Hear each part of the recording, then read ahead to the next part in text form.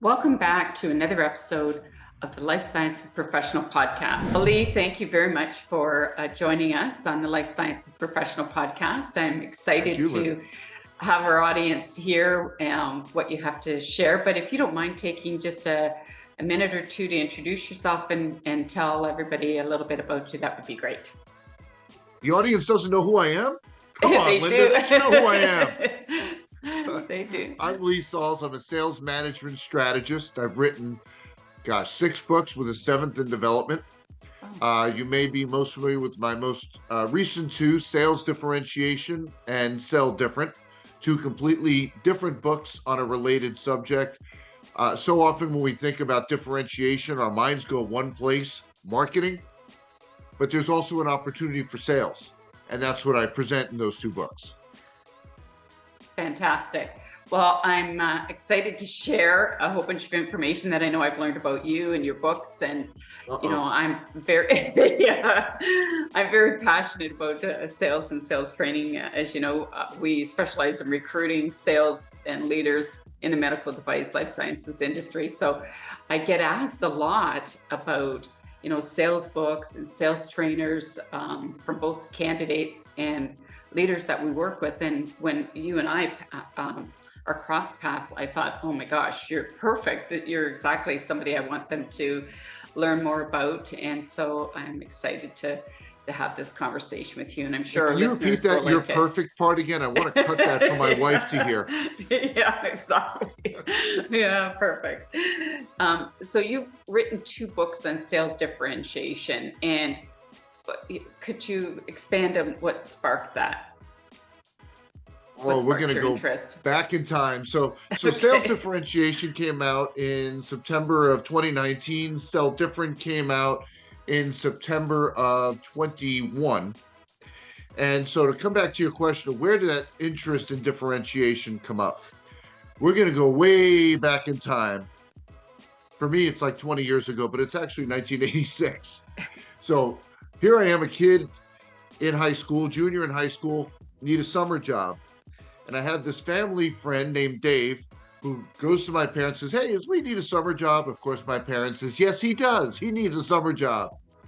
And he had this revolutionary business idea. This was something that had been never thought of even in 1986. It was revolutionary. You ready for it? It was pick up and delivery dry cleaning.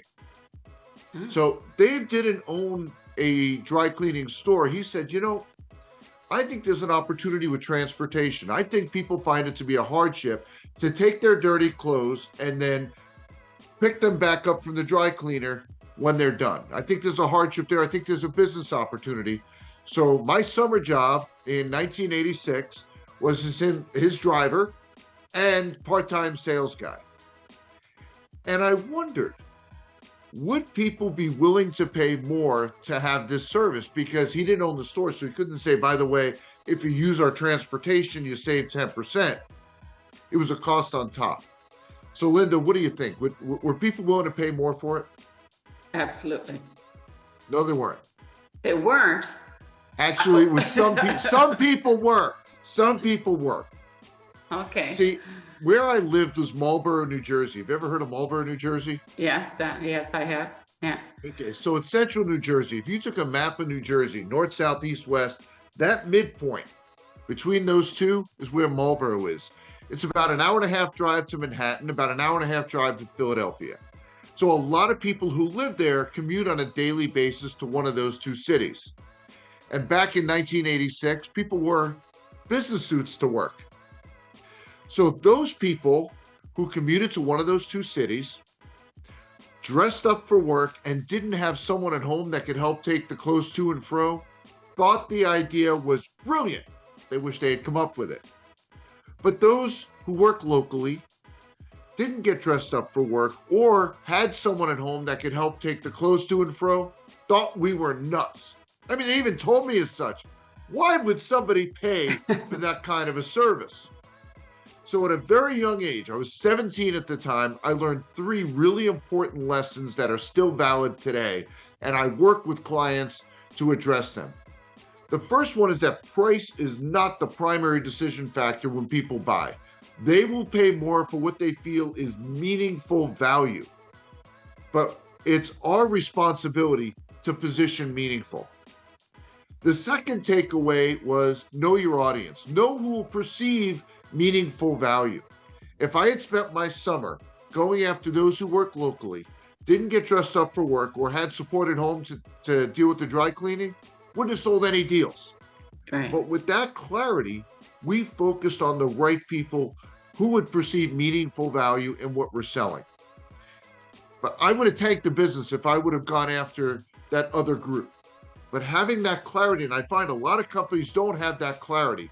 So all day long, they're dealing with the price issue. And one of the biggest reasons why the price issue comes up is we're going after prospects that will never perceive meaningful value in what we're offering.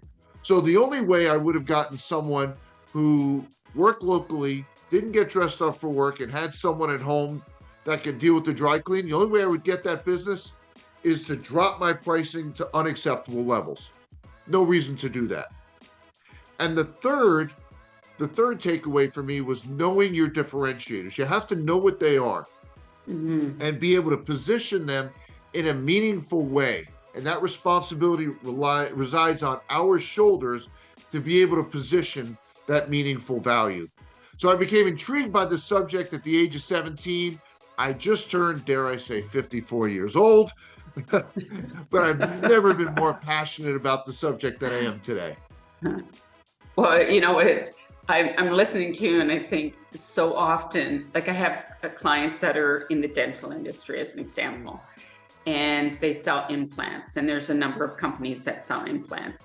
And one of the things that some of them have difficulty with, the reps as an example, is how to help themselves differentiate with their customers. So a perfect example is to work with clients like that is to help their representatives be able to go in front of their customers and differentiate themselves to what's their value, what is it they can do for them that separates themselves from their customers, right? And definitely not dropping the price. And yet there are some that are doing that. And that's a race to the bottom, right? Well, in the absence of differentiation, the decision goes one place: price. That Yeah, becomes absolutely. the sole decision criteria, is price. If everything is the same, and you know, it's funny, I find salespeople say, oh, they're very sensitive to price. And I always correct them, like, no, they're not. We're all sensitive to price. There is not one person who wants to pay more than they have to for the solution that they want and need. That's right. It's our job to demonstrate meaningful value, so they say, I need to have that feature, I need to have that function, and I'm willing to pay more to get it. That's our job. Yeah. Well, you know, you have a book called Sell Different, right? And so I'm going to ask an obvious question here. What's different about Sell Different? Tell me about that book. Is that nice? Yes. I mean, Linda, we're just getting started here. I come on your show and you're putting me on the spot right in the first few minutes. Is that really a fair question to ask me what's different? Yes. Of course it is. Salespeople, whether your buyers ask you that point blank like Linda did or not, that's the huge question that's on their minds every single time they talk with you. Yeah. Right? They want to know what's different. And if you can't articulate it, if you can't demonstrate it, price is going to win the day. So what's different about Sell Different? Well, there's several things. For most salespeople, sales has never been tougher than it is today. Competition is fierce. The differences in features and functions have become so narrow that it's so challenging for salespeople to differentiate what they're selling. But at the same time, Linda, maybe you've had a different experience. I haven't found any sales manager saying, hey, folks, I know it's tough out there. We're going to lower your quota by 50%. Go ahead and take 30 margin points off the deal. We're cool with that. No, every sales leader is saying your quota went up and don't you dare sacrifice margin to win those deals. Well, how do you do that? How do you win deals at high rates and high margins when the differences in what you're selling are so slight? You have to sell different. Well, what does that mean? It means looking at every touch point you have, every interaction you have with a buyer, and look for ways to outsmart, outmaneuver and outsell the competition. And that's what this whole book is about. It's from how you generate leads and referrals to how you handle discovery. And we should talk quite a bit about discovery. Virtual selling. Now, virtual selling wasn't on the agenda. It wasn't even in my book proposal. And then this little thing happened called the pandemic. We had to change the way that we sell. So there's a chapter dedicated to virtual selling. And there's techniques that I find salespeople, even today, aren't incorporating into their selling repertoire. How to deal with the ultimate deal killer, fear of change. And that's not limited to today. That's always been there. And there's a key component that I find salespeople miss that causes fear of change to take their deals away.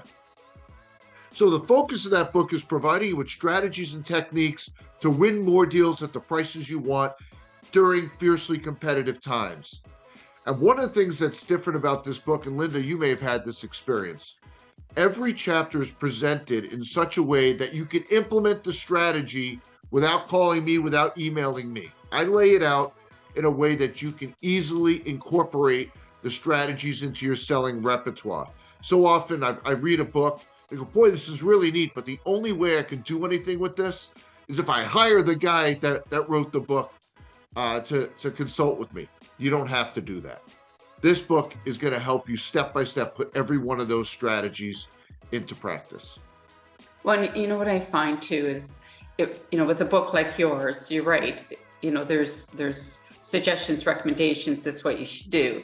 But when there are steps to take, for instance, with virtual selling, which is huge still, especially in the healthcare industry, like life sciences, there are still some limitations on access to the end users, to the customers. So virtual selling's key, but it's taking action. If you take a course or you read a book, it's the responsibility of the sales professional to take action. That's the part that I think it's the disconnect there.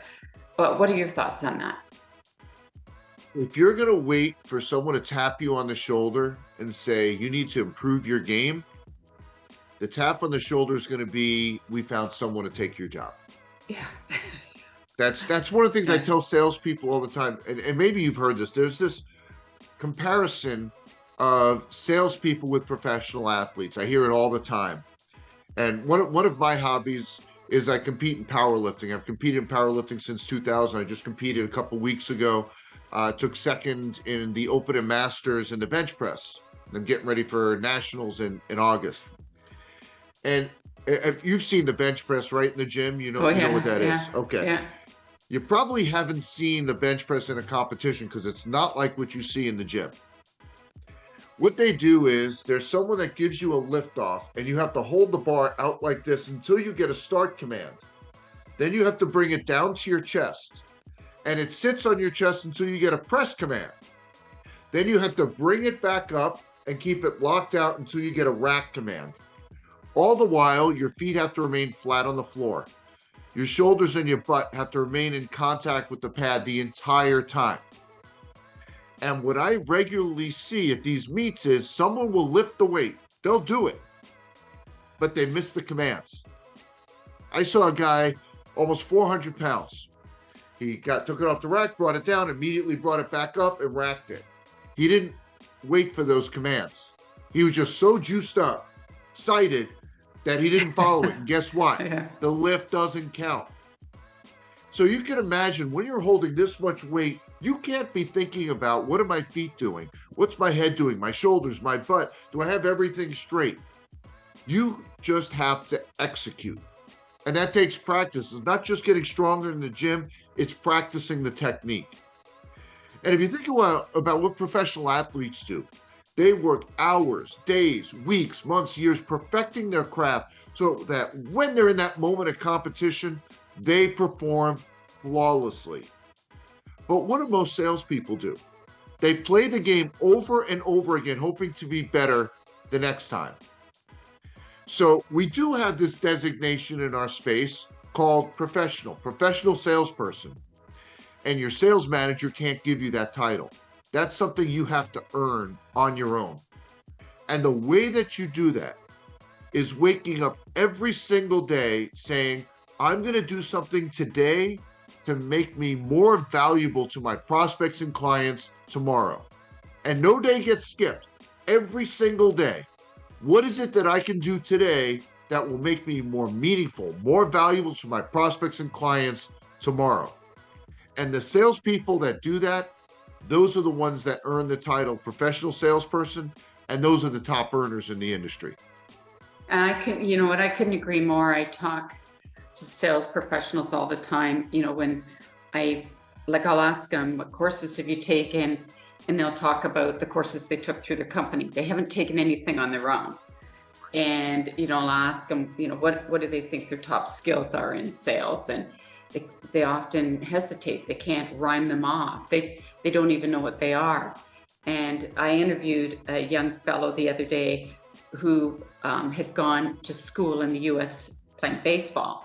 Mm-hmm. And so he couldn't tell me what the skills were in sales. And I said, okay, well, what are the 5 skills a baseball player needs, right? So he could rhyme them off.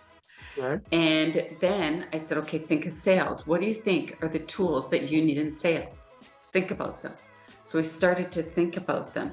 And I said, it's essential. So then I helped him with it. And then I said, it's essential you build those skills. If you want to be a top performer in sales and get better over time so that you're consistent, doesn't matter what company, what role that you have, you're going to be a top performer. It's just like when you're in baseball. So speaking of which, you and I share, having athletic children.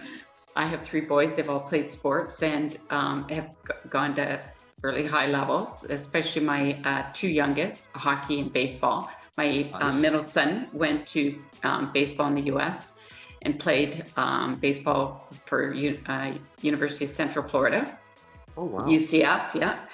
But you have, you talked about your son and I really enjoyed that story in your book and his college baseball recruiting experience. Can you share that story and the takeaway message for salespeople? Do you mind? Sure, absolutely. So I have 2 sons that play college baseball. As a matter of fact, I live in Minnesota where it's snowing once again. We already have a couple of feet on the ground. So next Monday and Tuesday, my oldest son, Steven, is playing at US Bank where the Vikings play. So they took the football field and they converted it into a baseball field. So that's always a fun time to see that. But I remember when he was a junior in high school and he had aspirations of playing college baseball. And my wife, Sharon, and I, we kept saying, hey, Steven, you need to set up these college tours. He was a little slow in doing so. Come to find that most kids are slow in scheduling those tours. Well, during the summer after his junior year, between junior and senior year, he was asked to play on our city's American Legion baseball team. And if you're not familiar with American Legion, this is where all the college scouts come looking for top talent. And during a 1-week tournament, he hit 4 home runs and 3 doubles. No longer were we asking Steven to contact the colleges, they were coming to us. And Linda, as you know, having gone through a college recruiting experience before, it's a sale. These coaches are trying to sell you on their institution, but they can't differentiate what they're selling. They can't add a major. They can't build a dorm. All fixed assets. They can't even change the meal plan. Yeah, that's exactly right. Right? But every one of them has the opportunity to sell different and create an experience that helps them to stand out so that top talent want to play for them. Now, Linda, when you first visit a college campus, as soon as you cross the border onto the campus, your blood pressure jumps about 30 points. You know why that is? Not the tuition. It's everything. It's so impressive, right? It's because you can't find a place to park. Every parking lot on a college campus says, park here and we're going to tow you, but welcome to our fine institution. Well, this one school that we visited, we pull into the parking lot and there's a spot with Steven's name on it. Stopped us dead in our tracks. We go inside. There's an agenda for the day. Steven's name printed right at the top.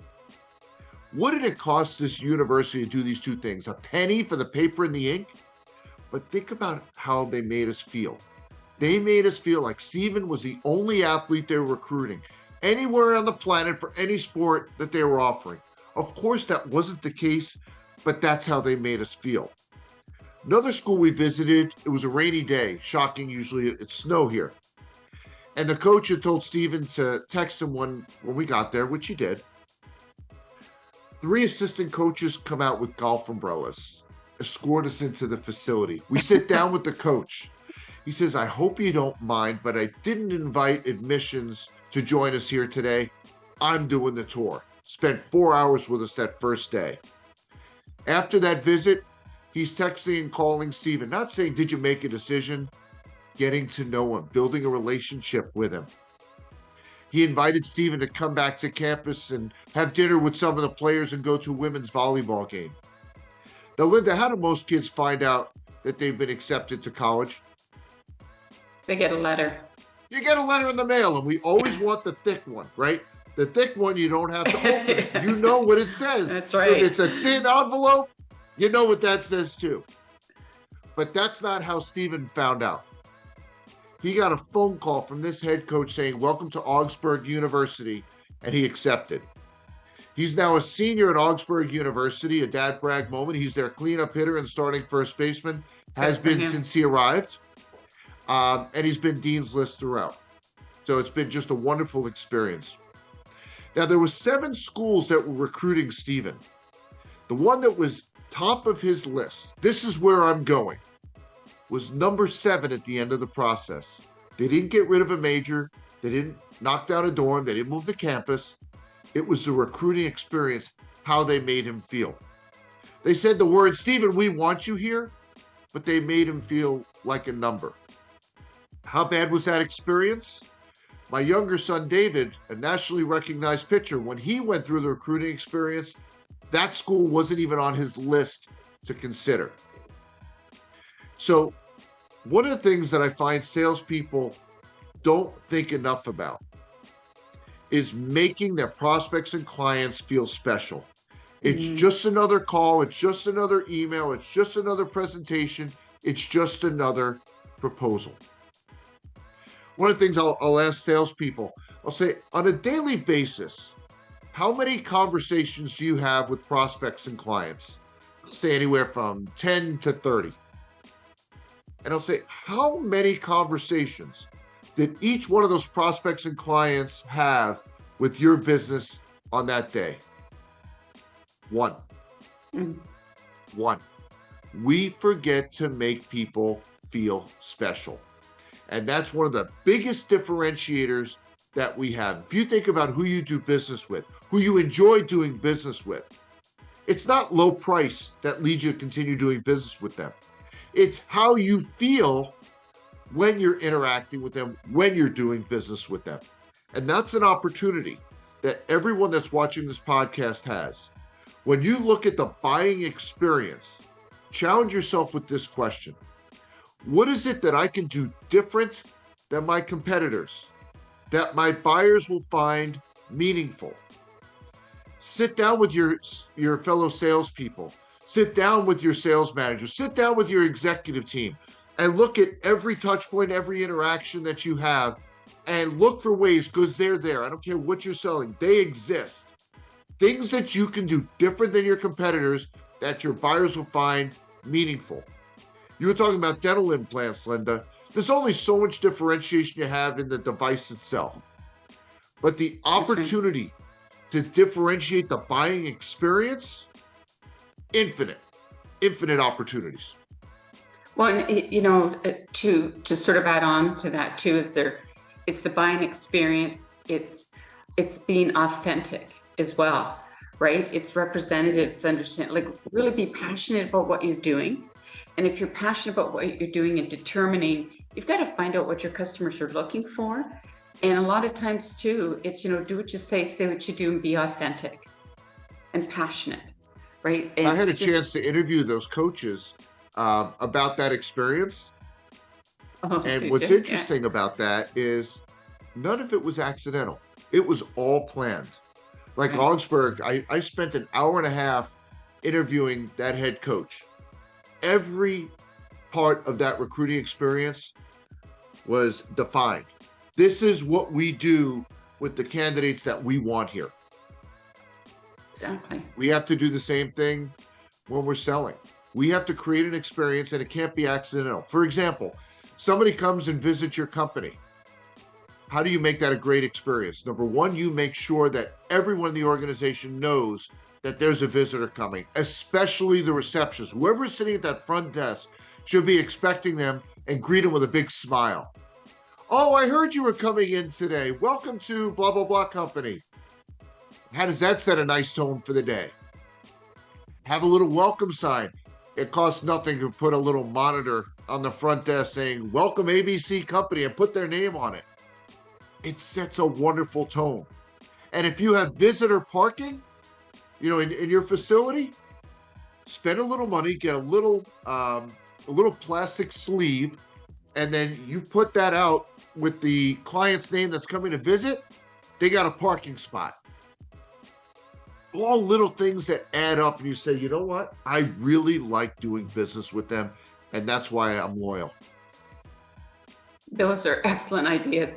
I visited a client twice just recently, about a month apart, and each time I went into that client's facility, you could feel it that they had a very good system, very good systems and processes that everyone followed.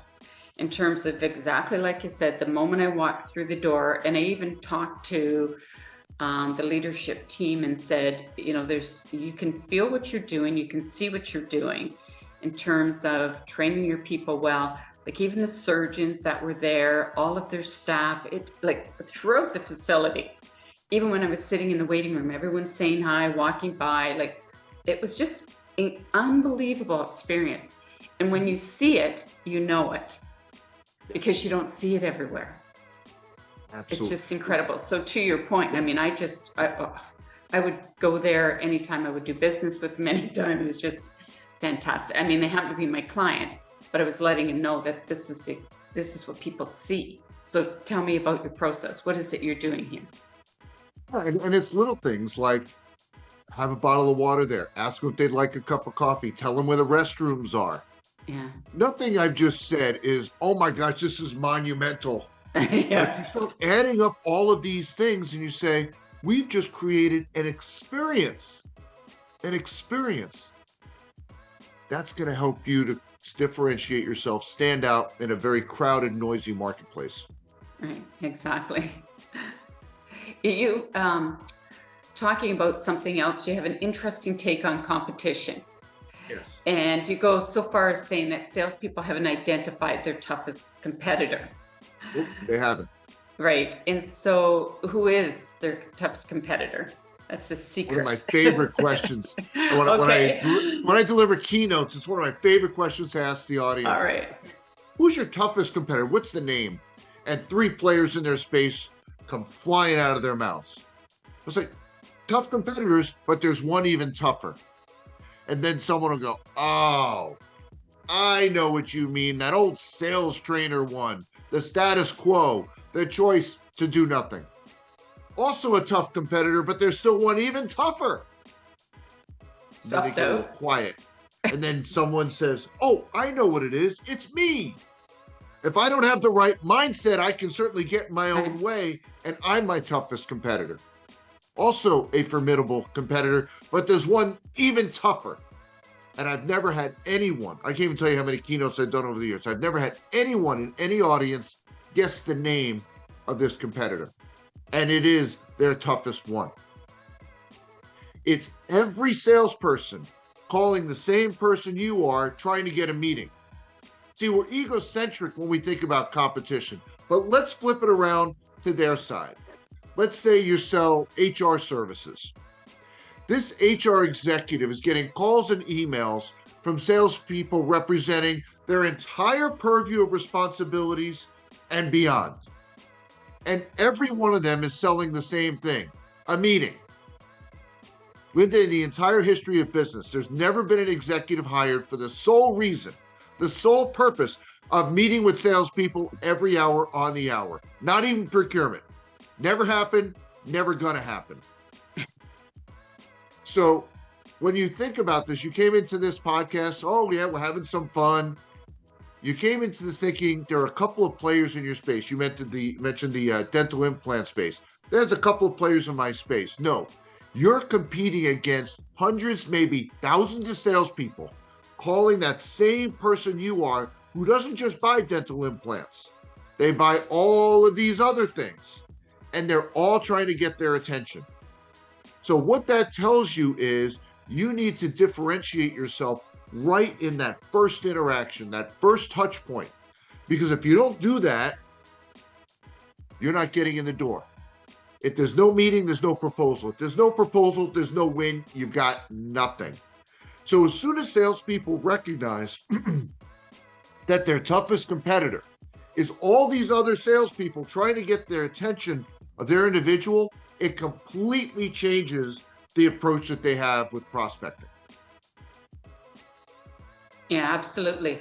And you know, it's getting worse because the amount of activities and just the influx that is going into everybody that works in an organization is astronomical. I talk to customers all the time and they're just swamped. Like some are returning my calls at 6 o'clock at night, 6:30 at night. And, you know, I'll say to them, oh my gosh, are you still working? And they're saying, yeah. I'm going, thank you for returning my call, but you didn't need to call me now. Like we can touch base tomorrow. And they go, no, it's okay. No, let's chat now. But that's what's happening in this day and age. So I completely agree with what you're saying. So Linda, you own your firm, right? You own your business. That's correct. Yeah. Okay. Think about on any given day, the calls and emails you get from salespeople. Anything from janitorial services to you need a new website to security to buying office equipment, on and on and on, right? And every one of those calls, they have a group of competitors that play in that same space. So you multiply that out, you're being inundated. And the last thing you're looking to do is meet with salespeople on a continuous basis. There has to be something that jumps out at you that says, I need to talk with this individual. That's right. And you know what? It's I can honestly say that rarely happens. Right? There's no differentiator there. There's nothing that, you know, very often happens that I think, wow, that's really interesting. That really hits the core of something I need. It just rarely happens. So we talk about prospecting strategy. There's two components. In my book, Sales Differentiation, I get into the qualitative component and I lay out something called the sales crime theory, which if time permits, we can talk more about. In Sell Different, I talk about a part of prospecting that not enough salespeople pay attention to, which is strategy for the quantitative outreach.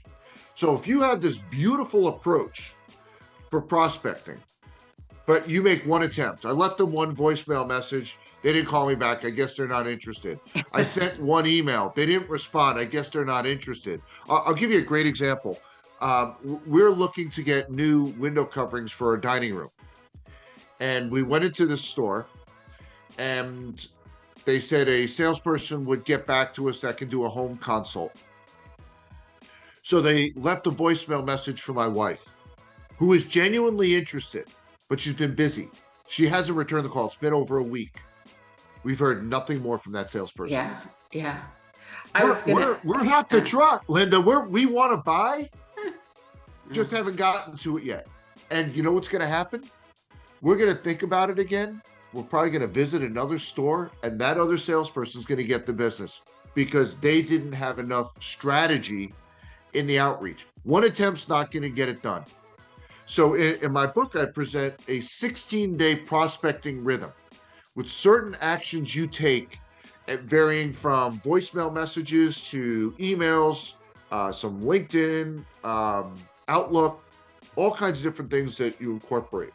And the sole purpose of that strategy is to reach elusive prospects because we've got nothing until we engage.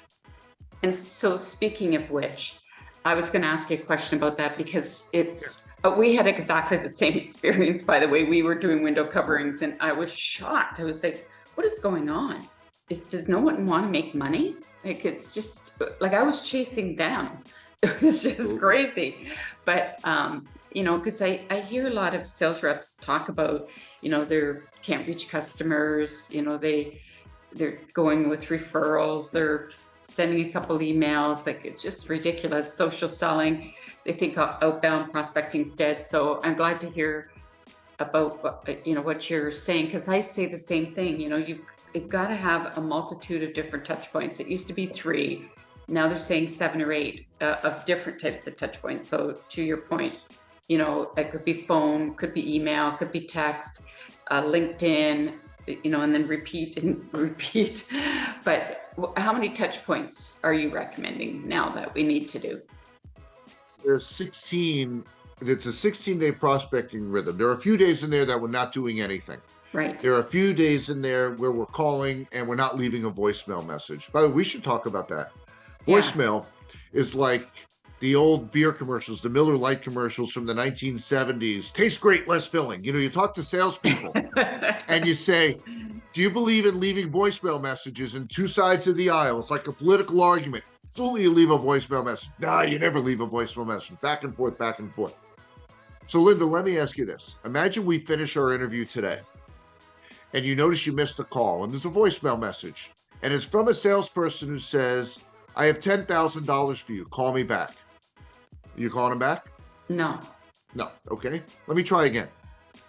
What if the voicemail message was, I can cut your cell phone bill in half. Give me a call.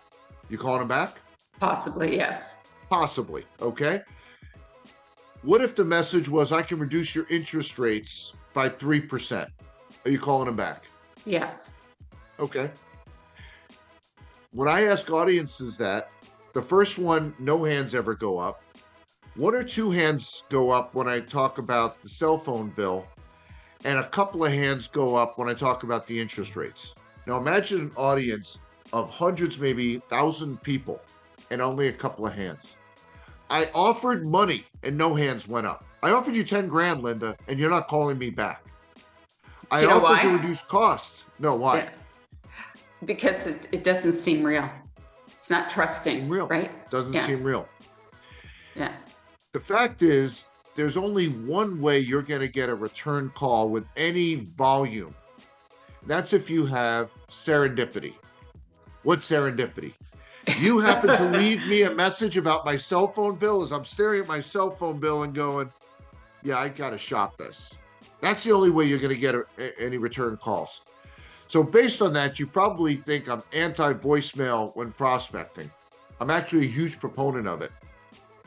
But I think we need to think of it in a different fashion.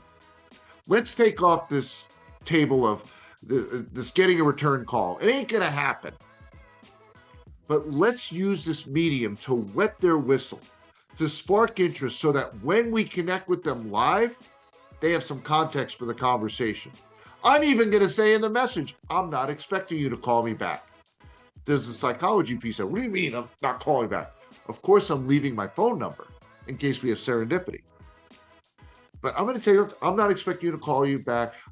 Call me back. I'll call you again next week or something like that. It's different. I'm competing against thousands of salespeople. Yeah, I need to be different in my message and in my approach if I'm going to be the one to get the meeting. Now, for those of you that are listening to this, there is nothing I've shared that's going to work 100% of the time, but we don't need it to. If we can move that sales needle 10%, if we can be 10% more effective in every step of the sales process, do the math. You'll see you get a third more sales. From discovery to presentation, from presentation to proposal, proposal to win, you do the math. Wherever you are right now, if you're 10% more effective in each step, you will have a third more sales. So these strategies don't have to work 100% of the time. If we can be just 10%, 1 out of 10, that's all we're looking for, that much more effective, your incremental sales and of course commissions go through the roof. Well, and you can't, sales reps just can't keep doing the same thing. You know what they say, doing the same thing over and over again is the definition of insanity. We've all heard it, but I keep hearing that. So when I'm talking to them and they're getting frustrated and they're talking about, it's our product, or it's their company, or it's the back orders, or I'm in a commodity business. And, in healthcare, I keep reminding them, if you're selling it, whether it's pharmaceutical, surgical products, capital equipment, dental, it doesn't matter. We're in healthcare, and it's a booming business. It's expected to grow astronomically until 2035. So especially with baby boomers, getting older and getting sick. Yes. But it's an industry that I'm very passionate about. I've been in forever, and I've been recruiting in that industry for 22 years, I hate to say. But when you think about it, the need for the products is out there. They're going to buy somebody's products. So if your strategy that you're using isn't working, I think they should pick up your book and try all the different things that you're suggesting, because you can't keep doing the same thing, right? Try different things. And, for instance, in our business, we do a lot of what you're talking about, where we do email, we text, we voicemail, we use all sorts of different ways and methods to reach customers, because you can't keep doing email, can't keep picking up the phone. I don't leave messages. I'll give you one that I bet you're not using. What would that be? One of the beauties of Outlook is you can send an invite to anybody and it shows up in their calendar. So what if you left a voicemail message that said, by the way, I'll call you back tomorrow at 3:00, and you sent it, and I'm going to send an invite so it's in your calendar. You're in their calendar. Again, nothing's going to work 100% of the time. But I had a salesperson who did this, told me last week, 3 meetings he got using that strategy. Just in 1 week. That is a really good strategy. I like it. I'm going to try it. It's not the first one, but as you get deeper, and you're trying to reach elusive prospects, because if you don't reach them, you got nothing. You have nothing, because you can say, well, what if they get annoyed? Right now you have this thing. So if some people, it works, some people get annoyed, they go away, they weren't buying anyway, you couldn't engage with them. We just need that 10% incremental gain. That's right. And you also mentioned, I know when we spoke, that sometimes salespeople complicate prospecting. How so? Can you expand on that? Well, first of all, they lack clarity of target client, like we talked about with the dry cleaning. You've got to understand who the right fit is. We like to use this word qualify. We've got to qualify the opportunity. Qualify it against what? So I'm one of these people that says that having an ideal client profile, which is a staple in organizations, is a big mistake. Well, why is that a mistake? It's because an ideal client profile says, if all the stars were to align, this is the kind of business we'd love to have. It's like buying a lottery ticket. It's a 1 in a gazillion chance that if we stumble into this. But what every salesperson needs is a target client profile that specifies who will perceive meaningful value in what we're selling. And every sales minute, every business development minute should be spent in the pursuit of those opportunities. Linda, do you think our audience likes free things? Absolutely. Excellent. Well, if you go to targetclientprofile.com, I've got a free template that will help you have laser focus on who will perceive meaningful value in what you're selling. There's a 9-component profile that will help you and your salespeople have such clarity. Then we talk about prospecting. You'll have such clarity on who the right fit is, who we should be going after and when. That's excellent. I'll make sure that I make note on that at the bottom when we do publish the podcast as well for our guests. So look out for that, listeners. And you also, what advice would you give executives who they feel their salespeople aren't strong closers? What would you suggest? Oh my goodness. Not a week goes by that I don't get calls from executives saying, we've got a closing issue. And I'll empathize. I'll say, I'm sorry to hear that. Tell me about that. And it takes about 10, 15 minutes to get it off their chest. Well, my deals, my sales people tell me about deals that are at the finish line. It's imminent. And then things unravel. They ghost us. They put the project off to some point in the future, meaning it's never going to happen. we lose to the competition, or we have to drop prices to unacceptable levels to get the deal. All of this to say we have a closing issue. And they get this off their chest. Again, I empathize, and then I correct them. So based on what you shared with me, it doesn't sound like you have a closing issue at all. Then they get irritated, Linda. Weren't you listening, Lee? I just spent 10 minutes giving you chapter and verse of all of these closing issues that we have. So I heard every word of it. And that sounds to me like the symptom of your real issue. And then they get very docile. What's the real issue? It's in discovery. Discovery is the foundation of the deal. As a matter of fact, the 7th book that I have in development right now, the sole focus of that book is on discovery, how to put together effective discovery strategy. Discovery is the foundation of the deal. If discovery is weak, your deal is weak. It's like a structure, a building. If the foundation is weak, the whole thing is going to be tumbling in. So if you don't like what you're seeing in the later steps of the process, that's not what your issue is. Most often it's a symptom of the issue, which comes back to discovery. That's where we're acquiring information, sharing information, differentiating ourselves. You can't put the proposal in someone's face, be 20% higher, and then they push back and you go, wait, let me tell you why we're different. You've already lost. That has to happen in the foundation step in discovery. Yeah, I think, that's a good point. That's rushing through the sales process, not going through it, making sure that, it's like going to a car dealership, right? And the salesman comes out, and I've seen this happen where I've been buying a car, they're not listening, and they're pointing you to the car they think you should buy. And all of a sudden, you've bought a car that really doesn't align with what you're looking for because the sales guy is so focused on that. And you go home, and you didn't buy the car. You decided, you know what, I'm not going to buy the car. I'm going to wait. And they wonder, well, why? It's a perfect car. Why aren't you getting it? It's exactly what you said you wanted. And the reason you didn't is because you didn't listen. It might be, a Honda van, and it might be within your price range, but it's not the color. It's missing some of the things that you're looking for, but it was the approach. It's everything that the sales guy went through. He didn't follow and ask you enough of the questions so that you felt confident buying the product, right? So, and I've seen it, I personally had that happen where I didn't buy from that particular salesperson because I didn't feel comfortable with this was the one that I wanted. So to your point, right?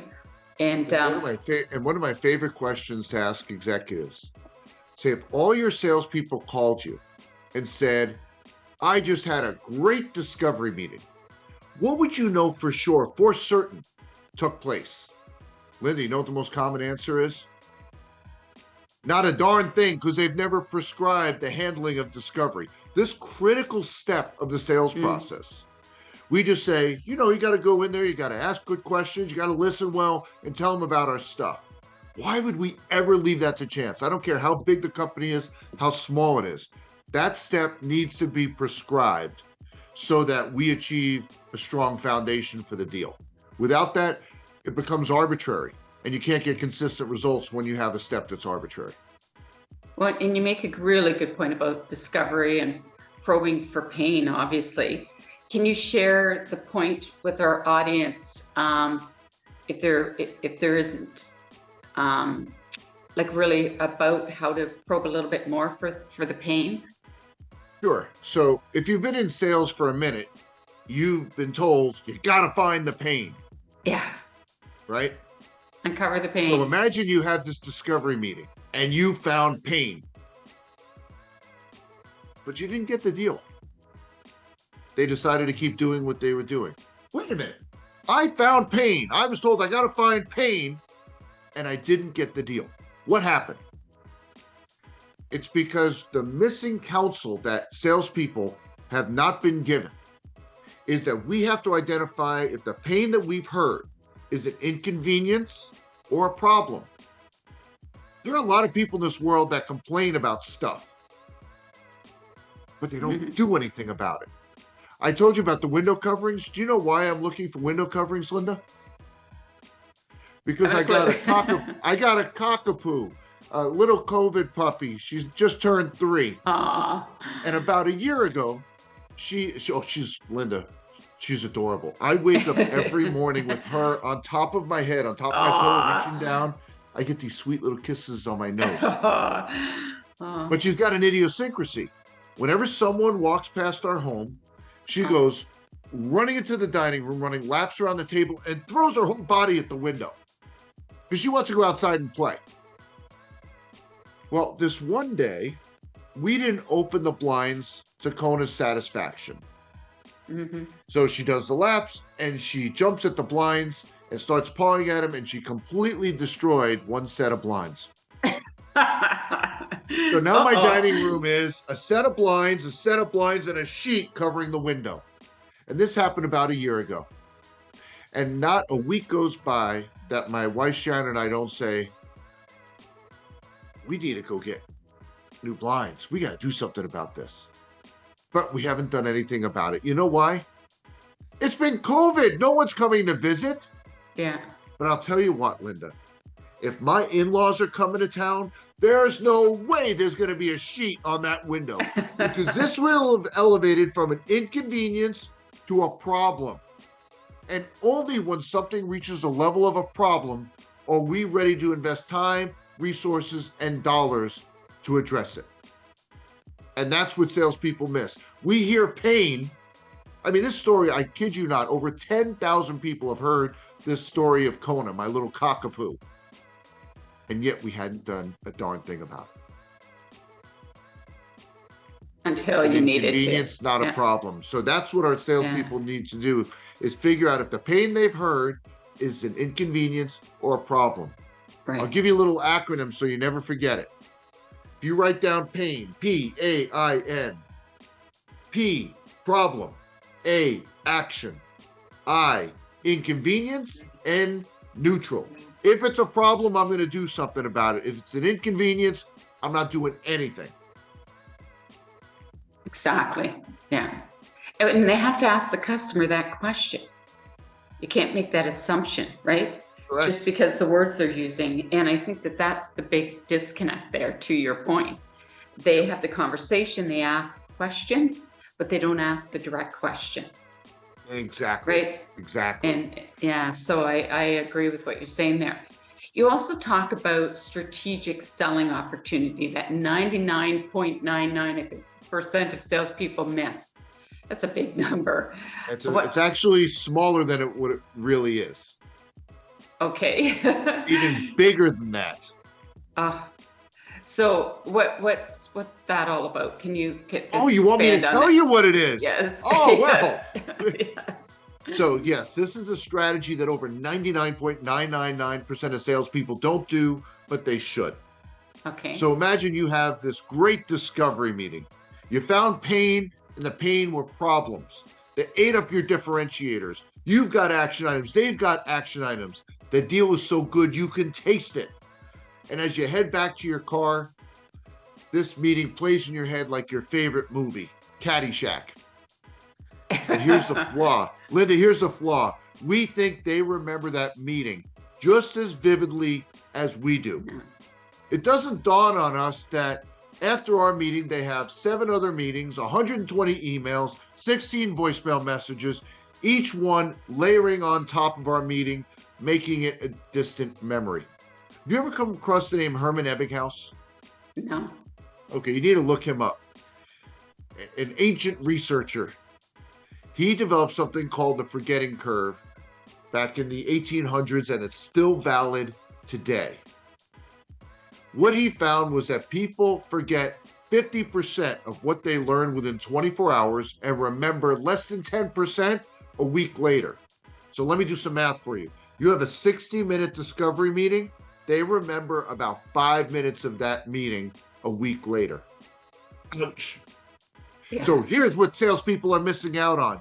The recap email. The recap email. You send this the same day as that discovery meeting. and it has 5 sections to it. What they wanted to accomplish, their challenges, if you will, using their words, how we can help. Not a laundry list of all the things you can do, but relative to what they're trying to accomplish. What I said I'm going to do, what you said you're going to do, the action items, and what we agreed to do next. You do that, several things happen. Number one, you stand out from your competitors because there's no CRM on the planet. Not even ChatGPT can write a recap email for you. It's going to be manual. They know that it took you time to put that together. You've made an investment in the relationship and you stand out. Number two, it keeps your deal on track. Well, how does it do that? Well, how many times have you had a meeting where they said they were going to do certain things? You get back together. That's right. I was supposed to talk to Phil. I didn't do it. Sales cycle becomes protracted. Most of us are dealing in an environment where multiple people have to turn their keys for this deal to come together. You met with one. You write this in such a way that it can be shared with others so that they can get just as excited about this opportunity as the individual that you met with. It's a great tool. It doesn't cost you 1 penny to put into practice. There's a chapter in my book dedicated to how to put this together. And that's what I mean when I talk about you have opportunities to differentiate how you sell even more than you can differentiating what you sell. And, the thing that I really like that you've shared today with our audience, our listeners, is all the value that you've put into your book. That not only are they going to learn how to sell different, but that there's some tools and resources in there that really walk them through it and that they can, apply in their day-to-day selling. And for sure, that follow-up after their meetings, I used to, with the clients, they'd say, Linda, I've got, sales reps that aren't performing, kind of like that closing, a leader saying, my reps aren't closing. So they'd say, could you go out in the field and work with some of my team members and see where the disconnect is? Especially in the beginning, when I first started my business, I worked with clients a lot on how to drive performance in their organization. And I go out in the field with them. And it was shocking how often I would see that their summaries, they do summary reports in their CRM systems, but not follow-up emails with clients after the meeting right away. And they had the opportunity, they had their laptops right there. Sure. And even when we talk about, what do you think just happened in the meeting, it would be right over the head. But they didn't have, to your point, any system of any follow-up, which I think is important in taking that time. And, maybe the follow-up summary that you're talking about takes a little more time, and that's not something they could do in the car right away. But I think it is important for some of these takeaways that you've talked about that they apply. But if you want to differentiate yourself, that's the only reason you do it. Yeah, absolutely. That, but also I think to your point that they're not going to remember what that conversation was about.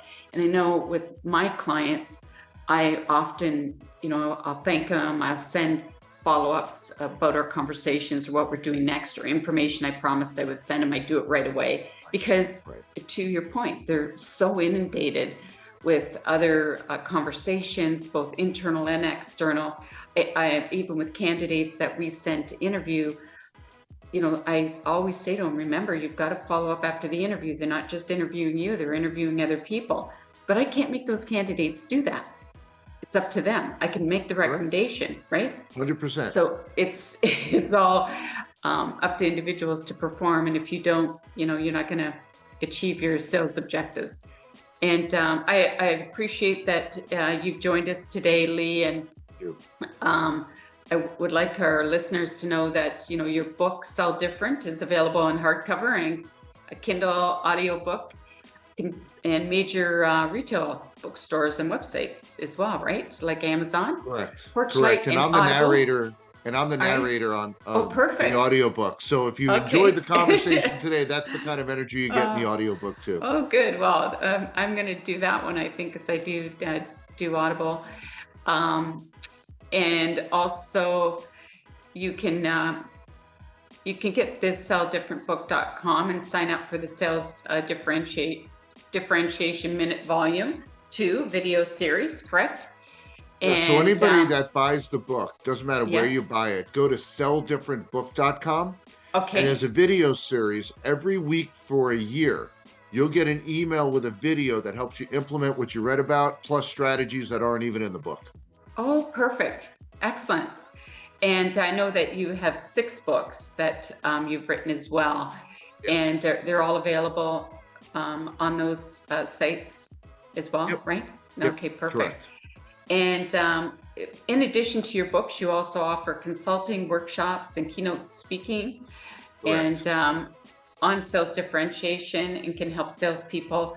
And as you talked about, there's been clients or company leaders that have contacted you for assistance, and I highly recommend that they reach out to you. And that was the key reason that I wanted to have you as a guest, is I've had so many individuals, sales professionals, as well as sales leaders I work with, ask me about individuals that they would that I would recommend that they talk to. And absolutely, Lee, you're somebody that I would highly recommend. So I do appreciate you coming on I appreciate it. the Professional Life Sciences podcast, and I wish you well, and I look forward to reading your next book when it comes Thank out. you. When do you I expect appreciate that it. to be, by the way?